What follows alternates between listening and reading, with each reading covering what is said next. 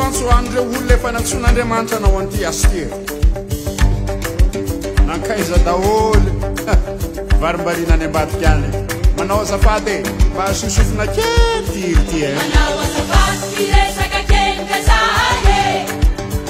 manao azatsiny manao alafonso fahilaza gamo isititsiny akena avitra tramzae sasahadiny sasande fa tsy tawe nakaiza drakadrakaza kely omfeo amty nalatsiny fanakaiza daholo nareo letreka fahiny zamitsy naladino tono saveo e tsy maintsy mitady vola molo samy farina da saminy ala moramora zahany salamsa alona imperazany zahay sy manentsika anao mazao na ijanona tsy de ratsony azy nareo e zay eto fona zay eto fona nareo tsy mahandro mitombo fefaleo e zay mbolanona dady azy fona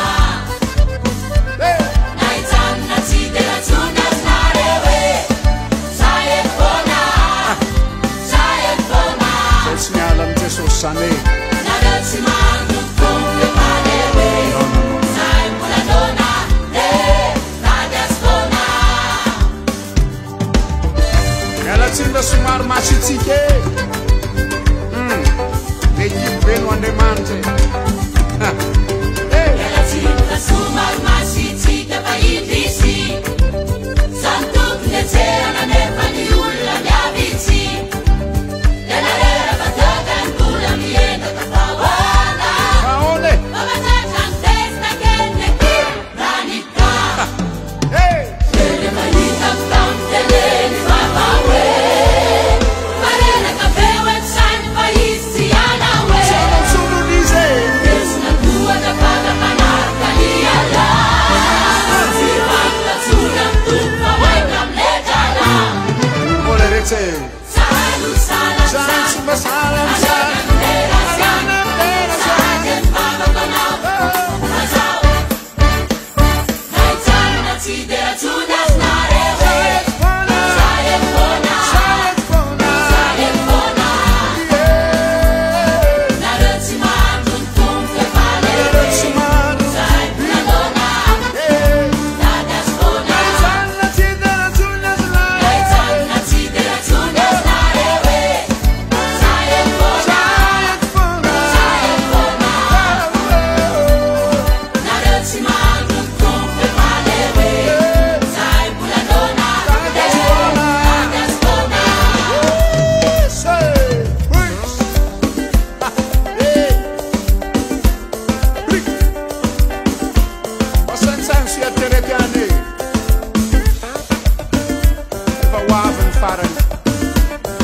nareo zay nantsona amin'ny anarany